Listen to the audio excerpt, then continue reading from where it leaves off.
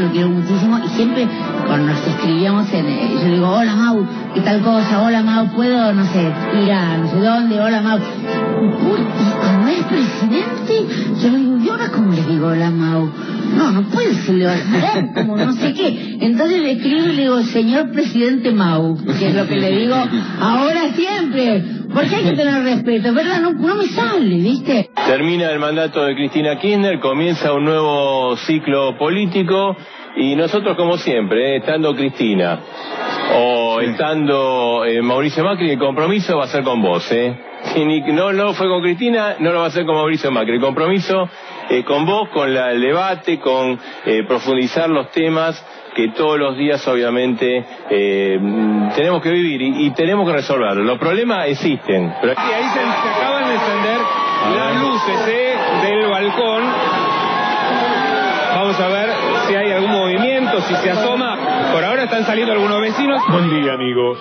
Muchas gracias por esta invitación. Cada día, sábado, a las 10 de la mañana, he sido un consecuente oyente. Es ritual de mi vida escuchar este programa en la red. Lo necesito como mucha gente, y en incontables ocasiones hemos tenido de las editoriales de Eduardo Aliberti unos tramos, por lo menos, que nos han servido para ilustrar nuestro programa, que tiene mucho que ver con el archivo, con lo que se ha dicho, para poder permitirnos el análisis.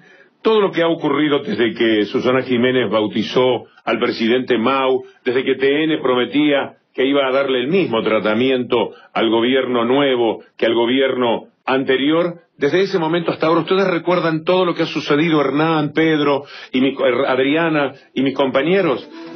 Bueno, 678 es una medida que se tomó antes casi de asumir el gobierno, terminar con la libertad de expresión en la Argentina como la concebíamos hasta este momento.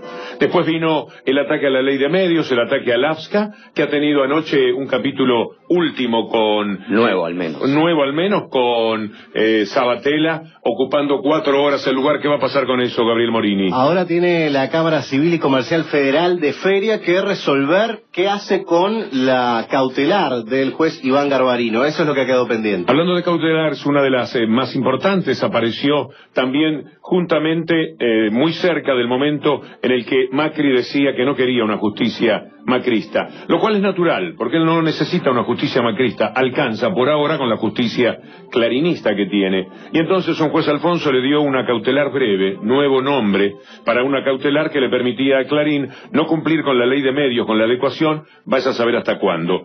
Pero al mismo tiempo echaron a un juez de cámara, el juez Freiler, para que no pudiese ocuparse del tema papel prensa. Y no conforme con esto, la gente de Clarín Papel Prensa eligió a Rosenkraft como juez junto a Rosati para que fueran los representantes de Manieto y de Lorenzetti, que era una parte de la negociación, nada menos que en la Corte Suprema de Justicia. Despidos, represión, las escuchas que ahora pasaron a la Corte le dio un ataque de pudor y dijo, ¿cómo nos vamos a hacer cargo de esto? ¿Cómo puede ser que la Corte pudiera resolver el tema de las escuchas y ser juez y parte?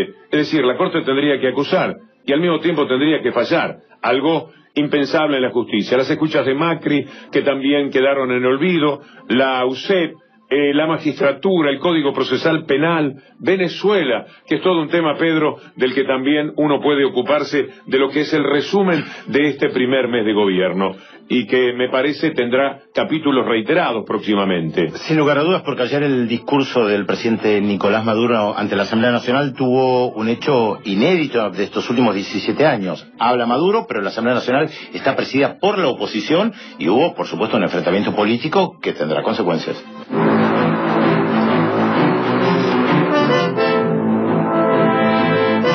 Quiero aprovechar este mensaje inaugural para expresar también mi total apoyo a la justicia independiente. En nuestro gobierno no habrá jueces macristas. No existe justicia ni democracia sin justicia independiente.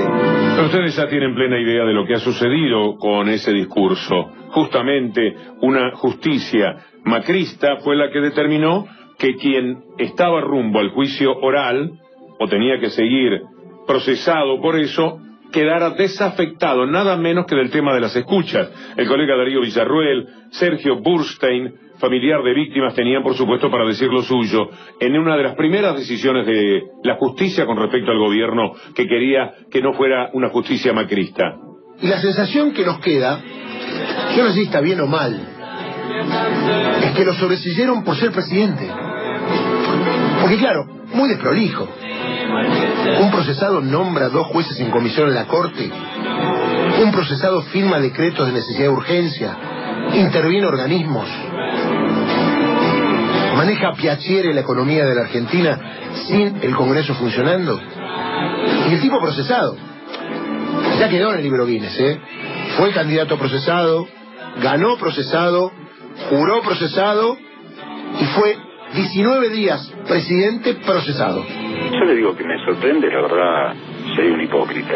Estaba esperando qué día lo iban a hacer, ¿no? Es decir, esperaba el día de ayer, 28, Día de los Inocentes. Digo, bueno, seguramente que lo van a sacar hoy. Bueno, parece que se dieron cuenta y salió lo que ya era un secreto a voces de cuál iba a ser la resolución del juez Casanelo, al cual inclusive recusé por haber adelantado opinión, más allá de que la Cámara... Las protestas de los familiares de las víctimas fueron incontables, por supuesto, frente a esta decisión de Casanelo, que lo tenía ya rumbo a un juicio oral a Mauricio Macri, pero que en tanto presidente le pareció Gabriel Morini y Hernán Coqui que no podía seguir esa causa de la manera que la había implementado. ¿En qué queda ahora? Las 2 apelaciones de parte de las querellas para que la decisión de no enviar a juicio oral y sobreseer a Mauricio Macri de esta causa es lo que ahora va a tener que revisar la Sala 1 de la Cámara Federal cuando regrese de la feria judicial. Así está la situación, pero Macri está sobreseído.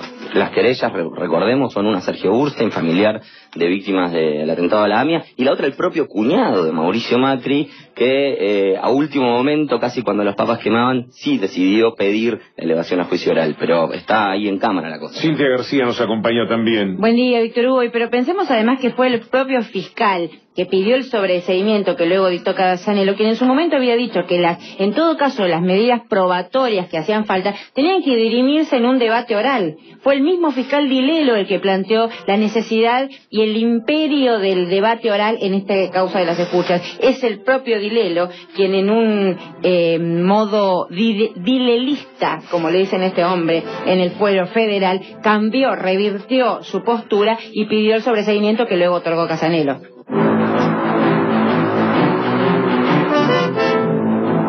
Muy formadas en derecho constitucional, con realmente miradas muy pluralistas en ambos casos, así que yo creo que ha sido una buena elección. Se podrá causar sorpresa el método, que no debería ser tanta, pero creo que hay casi consenso hoy de que los 2 nombres son 2 nombres intachables. Es la voz del ministro Garabano explicando y justificando una decisión que, si uno la cuenta en el resto del mundo, difícilmente la crean. No debe haber ocurrido en un solo país, pero en toda la historia de la humanidad, salvo en dictaduras, por supuesto, que un presidente de la República designase jueces en comisión para la Corte Suprema de Justicia. Por supuesto que a Julio Mayer y al doctor Raúl Zaffaroni esto les ha parecido un disparate. La palabra disparate va por mi cuenta, pero es más o menos lo que corresponde interpretar. Se ha transformado la excepción en la regla. Estados de excepción que se transforman en estados permanentes directamente. Esto no es posible. La impresión que yo tengo de los primeros días de gobierno son muy parecidos a los gobiernos de facto que yo experimenté. Si hubiese una buena voluntad de resolver la cosa políticamente sin apelar a sacar del fondo de la Constitución una norma que nunca se aplicó y interpretarla torcidamente, bueno, convoque sesiones extraordinarias del Senado y someta los pliegos. ¿Cómo van a ser independientes si dependen de lo que haga el Poder Ejecutivo? Lo nombra el Poder Ejecutivo, va a estar teóricamente, según dice el decreto, hasta el 30 de noviembre del año que viene, y si el 30 de noviembre del año que viene al Poder Ejecutivo no le gustó lo que hace, entonces no lo va a renovar. Me estoy dando el gusto de compartir, además de Hernán Coqui, el trabajo con Adriana Meyer sobre este tema. Adriana, los jueces en comisión, que parece cuento, si uno lo trata de explicar no es fácil. No es fácil, y además me acuerdo mucho cuando vos insistías en las mentiras que dicen tanto Clarín y Nación. La Nación, el día que salió esta noticia, decía que allí que había un antecedente de Mitre. Mentira. El propio presidente Mitre, allá en el 1800, tuvo que hacer esto en comisión con acuerdo del Senado. O sea, hasta esa barbaridad histórica, todos los historiadores en las redes sociales lo desmentían. La noticia, Víctor Hugo, es que terminó el plazo de impugnaciones a favor, en contra, rechazos y avales, establecido por aquel decreto que le decían de tres patitos, el 222 de Néstor Kirchner. O sea, Macri hace esta barbarie de meterlos por la ventana, pero sin embargo aplica una norma muy importante, que es que la sociedad se exprese a través de impugnaciones y avales o rechazos. Rosati recibió 1.424 impugnaciones y Rosenkrantz 1.428.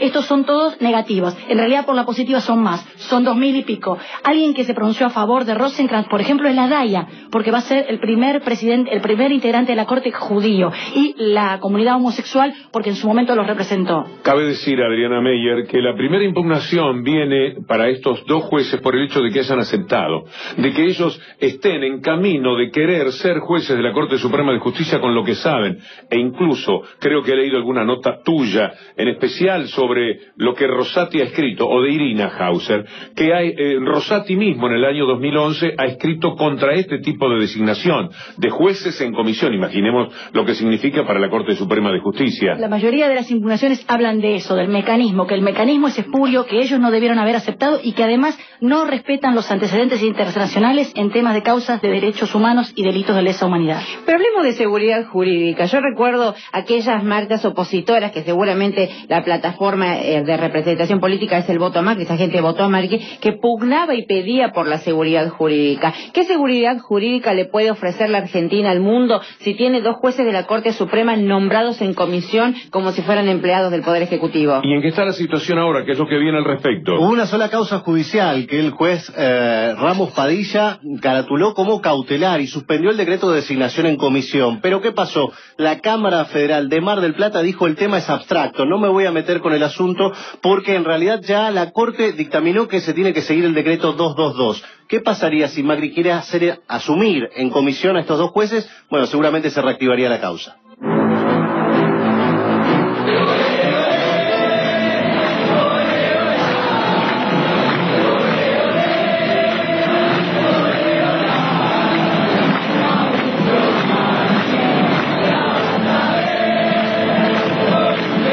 Entonces, por todo lo que estaba ocurriendo, por este desprecio hacia la justicia y los valores republicanos, quienes ofrecían más república, la han opacado al límite que no se puede creer. Si uno lo cuenta en el exterior, insisto, no es una situación que se compadezca con lo que puede esperarse. Menos república designando por encima de los poderes y de la Constitución y de las leyes jueces en comisión a la Corte Suprema de Justicia. Menos democracia también, como veremos, porque se ignora el Congreso de la Nación en decisiones de centenares de decretos de necesidad y urgencia. Y mientras tanto, perdóname, Víctor Hugo, la comisión bicameral que por ley debe regular y establecer si un decreto de necesidad de urgencia era de necesidad de urgencia o no, no funciona porque después a fines de diciembre se intentó conformar. Tiene integrantes, pero nunca pudieron acordar quiénes van a ser las autoridades, con lo cual no sesiona, a pesar de que la ley dice que sí sesiona cuando el Congreso está en receso. Pero para hacer todo esto, Hernán Coqui, para poder ignorar el abrazo al Congreso y tantas otras cosas, se necesita el ninguneo informativo. Solamente Telesur transmitió ese abrazo al Congreso del que escuchábamos las voces. Y algunos tuiteros que hasta ahora están mandando también mensajes donde dicen que solo Telesur está transmitiendo estas manifestaciones que se están generando allí en Argentina, con la experiencia como periodista allí en ese país, compañero. Es una ley elegida por la gran mayoría. Aparte no fue una cosa entre gallos y medianoche, se tuvieron años acordando con distintos grupos para lograr a este. Y como decía el compañero, viste, un socio de la dictadura como Aguad, que pertenece a este gobierno, que habla... Pero eso no sería todo. Faltaba todavía mucho, porque se iba a llegar a la finalización de la ley de medios por un decreto de necesidad de urgencia, por lo menos como intento. Después vamos a ver con Adriana Meyer, con Gabriel Morini y con todo este equipo de Eduardo Aliberti, al que tanto le agradezco este momento, en qué va a quedar la situación. La noche del 24 de diciembre es inolvidable. El presidente de la AFSCA, adentro, resistiendo a su manera para poder quemar las naves de no abandonar ese lugar en el que está, cumpliendo con la ley, cumpliendo con una designación que recién terminaría dentro de 2 años. Que con esta medida lo que está haciendo no es solamente desalojando un edificio, sino que también está haciendo es, en la práctica, suspendiendo la aplicación de la Ley de Servicio de Comunicación Audiovisual, suspendiendo la aplicación de una ley de la democracia votada por el Parlamento Nacional y declarada constitucional de punta a punta. Ese era el dolor y la aflicción de Martín Sabatella, que como decíamos en el comienzo con Hernán que se ha extendido hasta las últimas horas de ayer, cuando estuvo ocupando la AFSCA durante 4 horas. ¿Qué ocurrirá con eso? Bueno, ahora, Víctor Hugo, lo que tiene que hacer la Cámara Civil y Comercial Federal durante la feria es definir si da curso o no al amparo de Iván Garbarino. Lo que dijo ayer fue que la apelación que presentó el gobierno es válida para hacer caer la cautelar mientras se tramite. De todas maneras quedó muy claro que Martín Sabatella debió ser autorizado a entrar hace una semana por la vigencia de esa cautelar que ahora acepta la Cámara justamente a través de este fallo que es el que hizo retirar nuevamente a Martín Sabatella de la Cámara. El relator para la libertad de expresión, Víctor Hugo, de la Comisión Interamericana de Derechos Humanos, mostró preocupación por este DNU que disolvió AFSCA. Estamos hablando de Edison Lanza, que es el relator especial de la Comisión Interamericana de Derechos Humanos. Hay una frase que dice: cuando se borran todos los controles y los límites regulatorios en los medios de comunicación, se puede dar un contexto de hiperconcentración.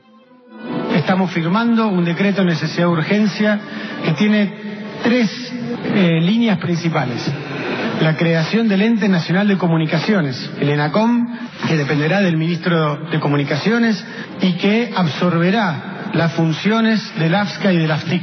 Esto no se podría hacer porque implica afectación de derechos y porque implica fundamentalmente la modificación de la ley que tiene que disponerse en el Congreso. Es tremenda. Si todos sospechábamos de su voracidad, de que no tenían límites, sospechábamos de su propia, digamos, su poco apego a la calidad institucional, a los valores republicanos, y sospechábamos que era verdaderamente mentira, que les preocupaba. Están sacando un decreto que es absolutamente inconstitucional, una verdadera canallada que utiliza las herramientas de la democracia para instaurar un espantoso gobierno autoritario.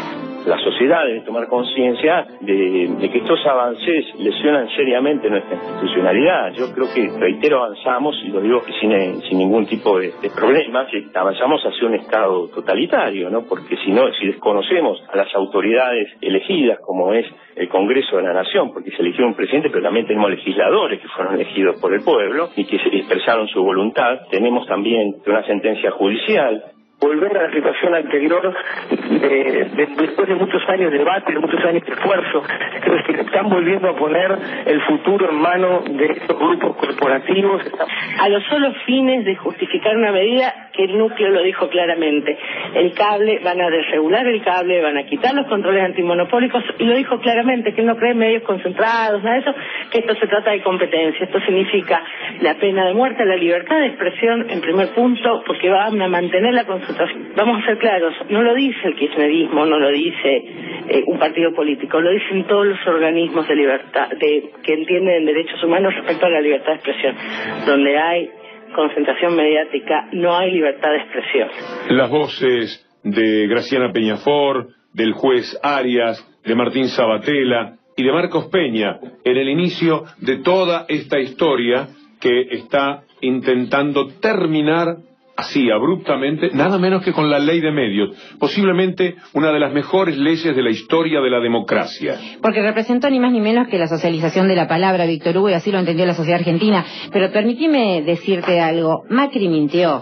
Y en este balance, esta especie de balance que estamos haciendo de estos días terribles, hay que decir que cuando Macri en conferencia de prensa le preguntan por el decreto y la suspensión de AFSCA, Macri dice, bueno, nosotros apelamos esos fallos y están suspendidos. No era cierto, como lo estamos analizando claramente ahora. Pero vos fijate cómo será esta idea de la suma del poder público, que Macri se arroga el derecho de pasar sobre los fallos judiciales y decir él, como si fuera una autoridad judicial y tuviera los 3 poderes para sí mismo, que estaban suspendidos los fallos. Eso puede hacerse cuando el poder político es la consecuencia del poder real. Es decir, Macri consigue que su poder emane no del 51% que lo votó, sino de los grupos corporativos dominantes. Por supuesto, en primer lugar, el grupo Clarín. De ahí saca la autoridad. Bastaría que Clarín o Nación quebrasen un poco, y no lo van a hacer, la relación con Macri para que él no se sintiera con la impunidad que ahora, como quien se tira en una piscina y sale mojado, él ha tomado de ese poder, que por supuesto es impune, y lamentablemente, aunque no aplica a Macri, no todavía, impune y mafioso, sí, que impone en sus comportamientos el grupo Clarín. Las 10 de la mañana, 27 minutos 40 segundos, estamos a 2 minutos del informativo. Los quiero aprovechar con algo que dijo sobre la cuestión central de la libertad de expresión Roberto Navarro.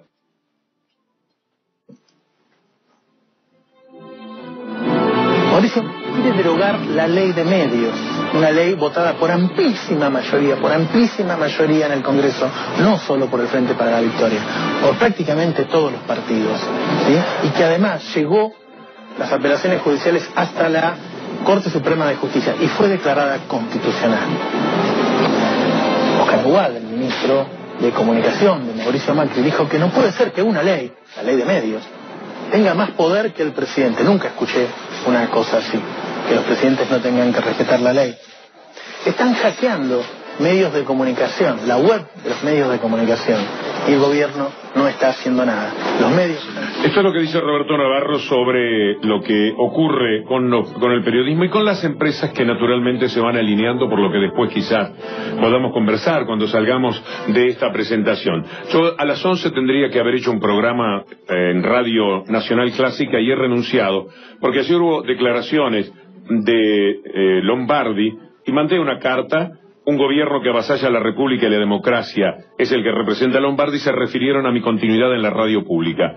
Considero que las mismas se hicieron en el sentido de que la continuidad de este programa en la radio pública demuestra un respeto hacia la libertad de prensa de su parte, y eso es lo que me lleva a abandonar ese programa. Abandono este espacio al cabo de 18 años de hacerlo gratis. Después vamos a ampliar un poco el sentido que tiene esta carta a Lombardi, porque lo que no se puede aceptar es que quiera manejar que hay pluralidad en la Argentina, porque me permiten seguir en Radio Clásica diciendo que hemos escuchado la sinfonía número 30 de Mozart o que hemos escuchado tal tango de Piazzolla. Le he dado a la radio pública 25 años en la suma, que han sido absolutamente gratuitos. No es delicado que Hernán Lombardi pague usando el programa para hablar de pluralidad.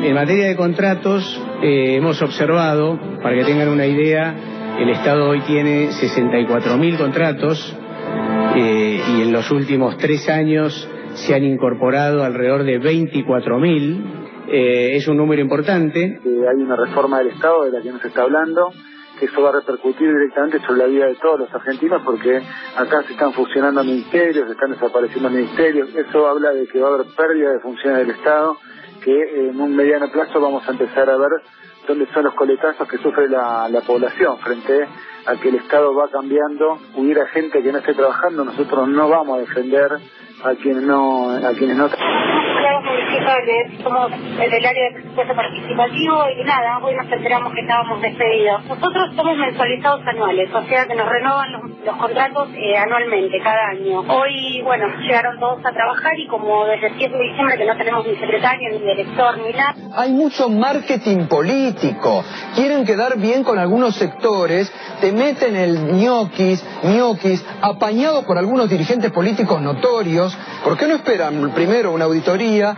Todos vinimos viendo durante 2015 e indignándonos de cómo se publicaba en el boletín oficial, día tras día, masivas incorporaciones al Estado. Siempre hemos dicho que estos nombramientos que se produjeron, sobre todo el año 2015, que fueron un montón, ¿no? En cada lugar, en cada ministerio, que ustedes saben que tienen que ver básicamente con la cuestión política de la militancia de un sector político de la Argentina que fundamentalmente tiene que ver con... Las voces de Ibarra, el ministro de Modernización, hasta el título. Es linda palabra, modernización. Llama la atención, sí. Es una palabra elegante, para elegantemente causar estropicios en la vida de la gente, porque es gente la que están echando, no son muebles, no son escritorios. La de Daniel Catalano, Romina Carosa, una empleada municipal de La Plata, el gato silvestre, Hernán Lombardi, Michetti, todos participando de un tema tremendamente doloroso de estos días. En enero, echar a la gente, dejarla pedaleando en el aire, sin futuro y sin nada, por revanchismo y por ideología. La mayoría de la gente a la que han tenido tiempo de examinar ha sido expulsada de sus trabajos porque descubren en Facebook, en Twitter, qué es lo que han opinado. Y con ese argumento los están dejando fuera de sus trabajos. Sí, suena más excusa, ¿no? Y en realidad lo que sucede cuando uno despide trabajadores del Estado, de una oficina, de una repartición pública, lo que se vacía, además de dejar en la calle a la gente, son políticas públicas. Sí, los que amigos... hasta ese momento se estaban aplicando y hay numerosos ejemplos de esto. Si los amigos buscan Fiel, la consultora, podrán encontrarse con datos muy importantes y muy ilustrativos para que ustedes tengan idea de la injusticia que están cometiendo, que por supuesto termina en represión, de la que nosotros vamos a escuchar solo la de cresta roja, porque el neoliberalismo termina reprimiendo y no consigue siempre lo que dijo Morales Solá en su artículo del 23 de diciembre, hay que administrar la represión. ¿Ustedes habían escuchado alguna cosa así? Busquen la nota porque es muy interesante verlo. Hay que administrar la represión, es decir, dentro de lo posible evitar la muerte.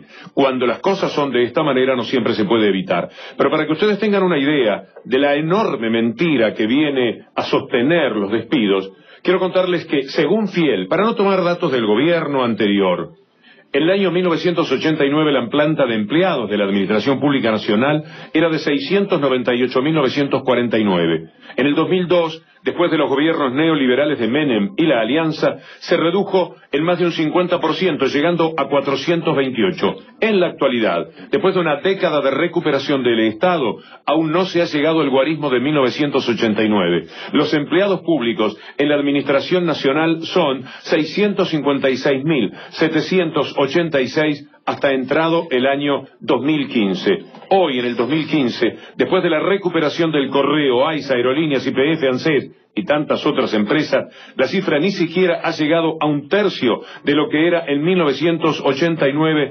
respecto a lo que es el trabajo en las dependencias estatales, en los trabajadores de las empresas de servicios públicos. Teníamos en 1989 la cifra mencionada. Actualmente en las empresas públicas no se llega a aquellos 322.448, tiempos de Alfonsín haciendo el traspaso a Menem. Estamos en 125.771, cifras que entran en el año 2015. Por eso, la represión a quienes trabajan en el Estado o en lo privado son inevitables. Y te invito, Víctor Hugo, a seguir en minutos nada más con esto que hubiese salido el lunes en Radio Continental, en tu programa diario, que ahora ya no está más por decisión del grupo Prisa por ahora, y en minutitos volvemos con Marca de Radio, con La Mañana en el exilio, con La Mañana y con todo el equipo de Marca y de La Mañana.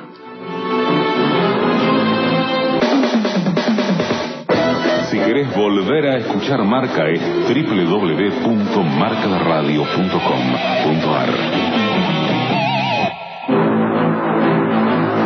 Estamos hablando de los despidos, que es un tema que seguramente va a ocupar nuestra atención inevitablemente, Adriana Meyer, durante todo el año y los que vengan, porque es una condición natural del neoliberalismo, achicar el Estado. Totalmente, y hay que dar contexto a esto, porque quienes peinan algunas canas recuerdan realmente que esto, más allá de la excusa neoliberal de despedir, achicar el Estado, eliminar políticas públicas, como decía Coqui hace un rato, estábamos mencionando si ha habido o no una marcha atrás con el programa de salud reproductiva, que es fundamental, pero más allá de eso, la impronta que está teniendo los despidos en el Estado es literalmente, dicho por los expertos e incluso gente no kirchnerista, es persecución ideológica y remiten a la Libertadora. O sea, estamos yéndonos a ese lugar. Pero ¿qué pasaba así en los 90? Que despide el Estado y el privado se envalentona. Por eso, una de las noticias de hoy de portada es que cerró pidió la quiebra la línea aérea Sol y hay 300 trabajadores despedidos. Esto se viene repitiendo, hay despidos en Austral Construcciones, en Santa Cruz, hay despidos en Habana, en Mar del Plata, hay despidos en medios, en Tiempo Argentino, están no pagando en Radio América. Digo, el privado se envalentona cuando el Estado despide masivamente y encima con persecución ideológica. Pero además de despedir estos despidos masivos, hay que decir, vamos a decir números concretos, Víctor Hugo, 63.000 contratos en revisión de la administración pública.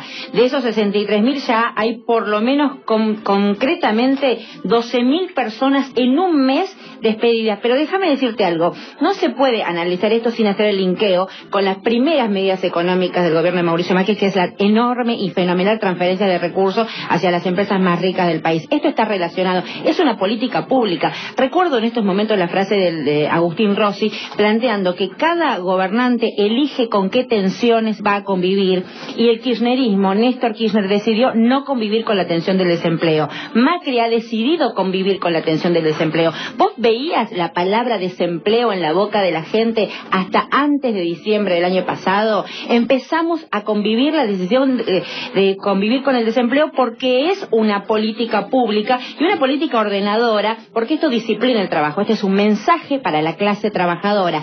Termino con esto para no ser larga.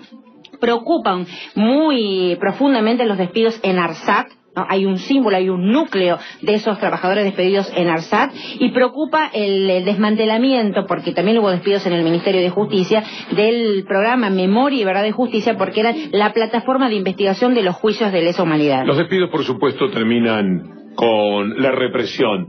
Es una obligación que se impone. El neoliberalismo tiene que reprimir, y de esto hemos tenido muchísimos ejemplos. Por lo tanto, no deberíamos sorprendernos de la reaparición de imágenes tan dolorosas como aquellas de Cresta Roja. Porque acá hubo un acuerdo, se liberaron los carriles y no lo cumplieron. Macri está demostrando que estas son las libertades que defiende Macri. Anda defendiendo presos políticos de otros países, incapaz acá de defender la libertad de cobrar un salario. Es terrible lo que está pasando.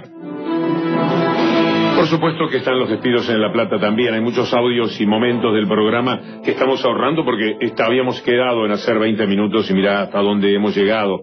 Nos van a quedar, por supuesto, decenas de tramos, pero no quiero dejar de mencionar por lo menos lo de La Plata. Sí, los trabajadores despedidos de la municipalidad se habían manifestado frente a la municipalidad, a la sede de gobierno. ¿Y qué sucedió? La policía los reprimió a puro balazo de goma y gases lacrimógenos, y terminó, toda la historieta terminó con el intendente Garro reincorporando a los despedidos y en una promesa de revisión zaraza de esas que siempre aparecen. Veo que tienen como invitado Omar Plaini. Está Omar Plaini, también va a estar Hugo Yasky. Vamos a hablar de despedidos, vamos a hablar de paritarias, vamos a hablar del movimiento obrero organizado, a ver en qué anda el movimiento obrero organizado. Yasky a partir de las y 11. Heller son parte de lo que viene en el programa, que es el final del cepo, que es parte de la explicación o el sustento de todo lo que ha ocurrido. Y Heller, que a las 12 tiene su habitual columna que va a cerrar este tramo de audios que tenemos en nuestro programa. Ese fenomenal recurso de transferir a los más ricos, pero no a los ricos, a los más ricos en este caso. Porque los productores, no nos olvidemos que están galgueando, procurando venderle a las acopiadoras el trigo a 2.600 pesos, pero las acopiadoras les dicen no, 1.800, todo lo que tenemos, porque nosotros tenemos mucho trigo guardado, ¿me entendés? Le están explicando casi con una hipocresía tremenda, también procurando que haya una oscilación del dólar, que cuando ellos venden sale a 14 y pico, que es el precio que les conviene, y después se queda un poquito más tranquilo. El propio Pratgay, cuando anunció la apertura del cepo y cuando anunció la devaluación, aunque nunca dijo esa palabra, dijo que tenía un acuerdo con las exportadoras de granos para que ellos liquiden. Bueno, finalmente eso no está sucediendo, ni con las exportadoras ni con los productores, y no les salió tan bien la jugada. Y nosotros estamos muy contentos de poder hoy anunciar el final del cepo cambiario en Argentina. El que quiere exportar va a exportar sin pedir permiso, el que quiere importar va a importar lo que quiere importar, el que quiere comprar dólares los va a poder comprar, el que los quiere vender los puede vender, nadie lo va a perseguir. Somos libres. Todos ustedes, compañeros y compañeras, pueden ir hoy mismo a comprar 2 millones de dólares. No se lo aguanten, vayan. Todos 2 millones de dólares. ¿Dónde tiene el pueblo argentino? ¿A quién le están hablando? ¿Para quién gobiernan?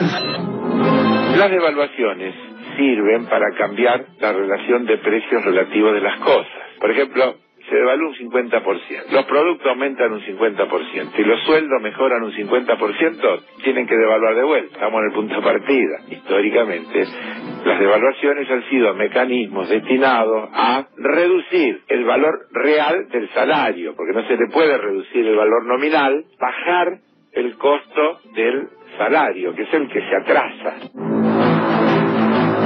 Hasta aquí llegamos. ¿Cómodo? Muy contento. Solamente nos falta dejarles el humor y un saludo de Matías Canillán. Para todos, muchísimas gracias por la invitación. Eso es muy poco. Recordemos que Matías también se ha quedado sin su trabajo en Radio Continental porque es un peligroso opinador, conocedor de los temas del fútbol en radio como no existe otro en materia periodística en la República Argentina y que tiene siempre muchas cosas para denunciar. Se liberan de eso. Ayer leía una carta que escribió uno de los trabajadores que todavía no cobró el sueldo en el Grupo 23 y él hablaba del trabajo periodístico e intentaba siempre dividir el trabajo del periodista como un trabajador respecto de la empresa para la que trabaja. Y muchas veces en estos días de tanta intensidad con ustedes y con muchos otros trabajadores despedidos, eso se olvida, el rol del trabajador y el rol de cada uno de nosotros a la hora de sentarnos en un micrófono o de ir a una oficina pública o de lo que sea. El 31 de enero hay una movida con la gente de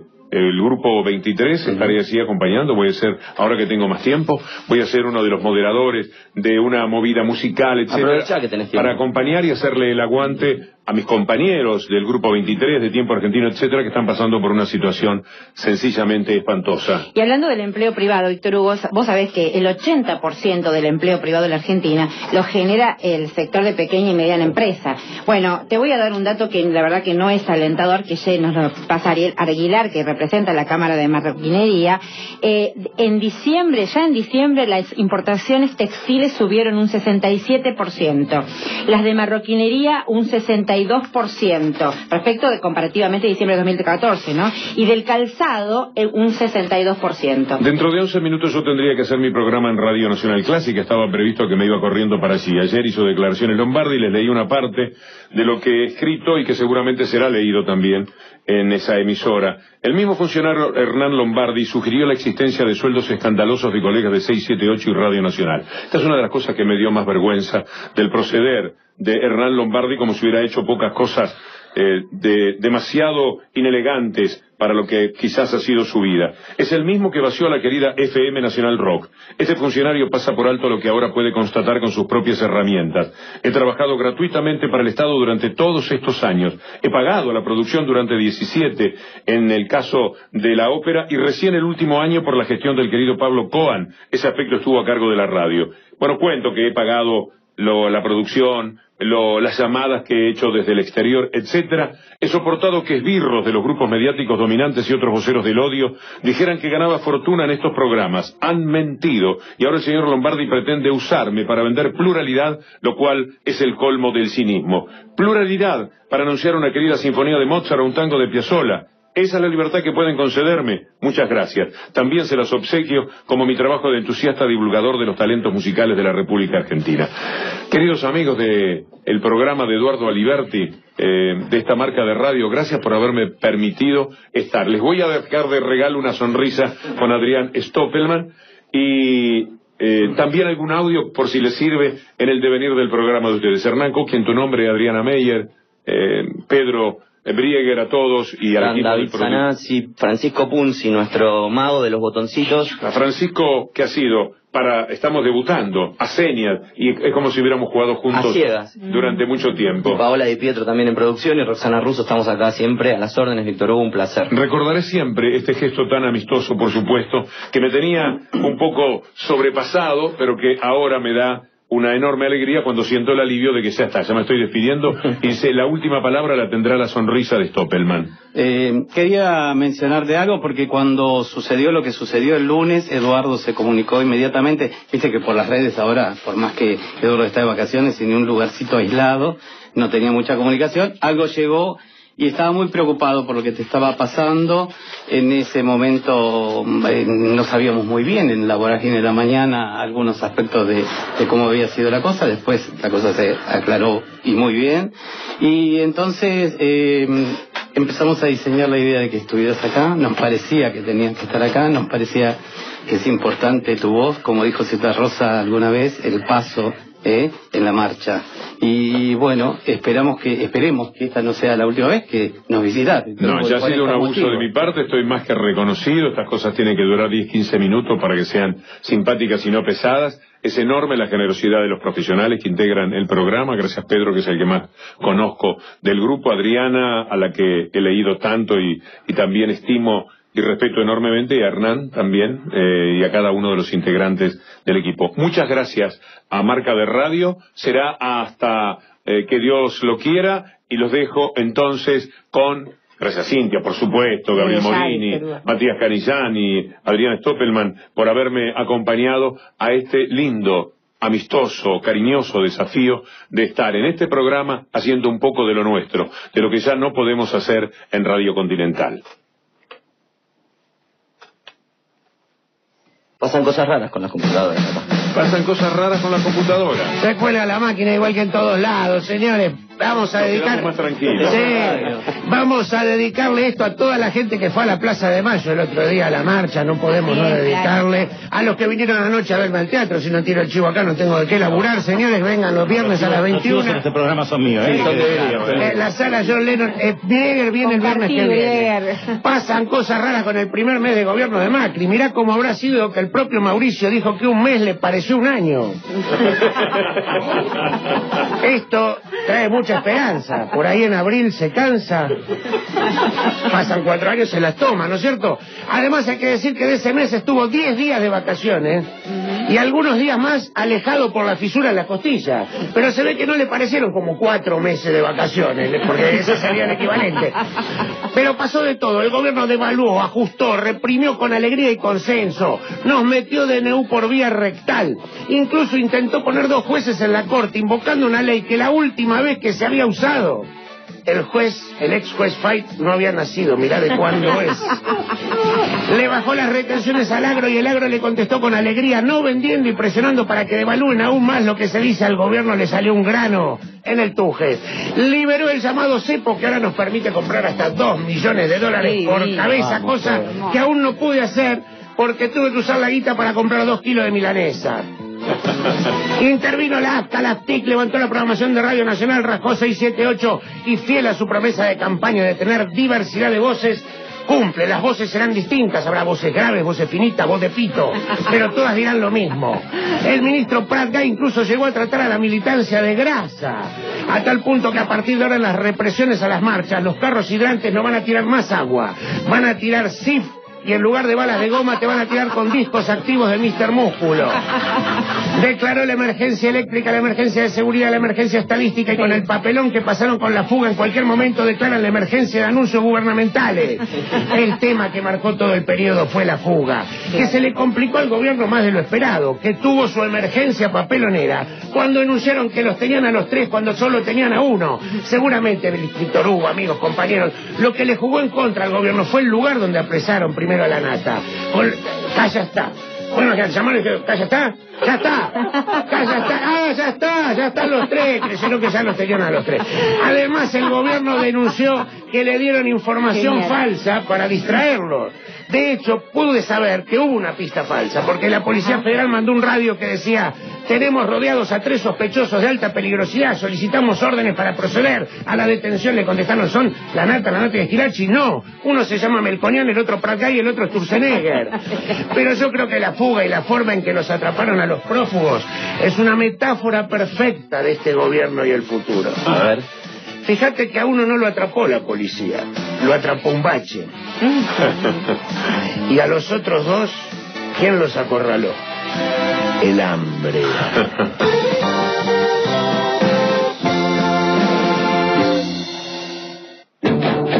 En la mañana del sábado,